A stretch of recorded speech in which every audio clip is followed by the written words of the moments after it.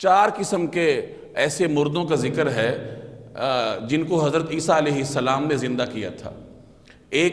پہلے ایک تو حضرت عیسیٰ علیہ السلام کے عازر نامی ایک دوست کا ذکر ہے جو حضرت عیسیٰ علیہ السلام سے چند دن کی مسافت پر رہتے تھے۔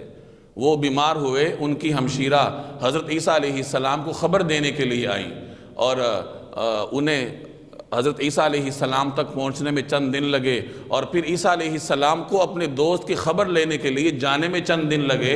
اس دوران ان کا انتقال ہو چکا تھا، تو حضرت عیسیٰ علیہ السلام نے اللہ کے حکم سے اپنے اس دوست عازر کو زندہ کیا۔ اسی طریقے سے ایک عورت کے بیٹے کا ذکر ملتا ہے کہ اس نے بڑی آہوزاری کی، بڑی منت سماجت کی، تو حضرت عیسیٰ علیہ السلام نے اللہ کے حکم سے اس کے بیٹے کو زندہ کیا۔ اسی طرح ایک اور شخص کے بیٹی کا بھی ذکر ملتا ہے جس کو حضرت عیسیٰ علیہ السلام نے زندہ کیا، اور حضرت نوح علیہ السلام کے بیٹے سام کا بھی ذکر ملتا ہے کہ حضرت عیسیٰ علیہ السلام نے ان کی قبر پر جا کر کہا قم بإذن اللہ، تو سام بن نوح اپنی قبر سے کھڑے ہو گئے، اور جب وہ کھڑے ہوئے تو ان کے سر کے آدھے بال سفید ہو چکے تھے۔ مورخین فرماتے ہیں، مفسرین فرماتے ہیں کہ حضرت نوح علیہ السلام کے زمانے تک انسانوں کے بال سفید نہیں ہوتے تھے۔ حضرت ابراہیم علیہ السلام کے دور سے یہ روش چلی کہ انسانوں کے بال سفید ہونا شروع ہو گئے۔ گویا حضرت نوح علیہ السلام کے زمانے تک انسانیت جوان تھی، یعنی دنیا اپنی جوانی کے مرحلے سے گزر رہی تھی، تو لوگوں کے بال سفید نہیں ہوتے تھے۔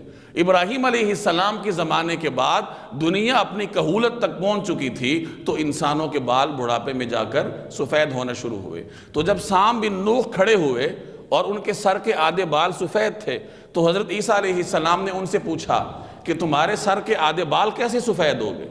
تو انہوں نے کہا کہ برزخ کی سختیوں کی وجہ سے، یعنی برزخ کی مشقتوں کی وجہ سے سر کے آدھے بال سفید ہو گئے۔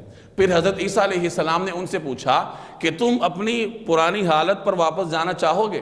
تو انہوں نے کہا ہاں میں جانا چاہوں گا، بشرطے کہ موت کی سختیاں دوبارہ نہ دیکھنی پڑیں۔ چنانچہ وہ دوبارہ اپنی اسی حالت میں قبر میں لوٹ گئے۔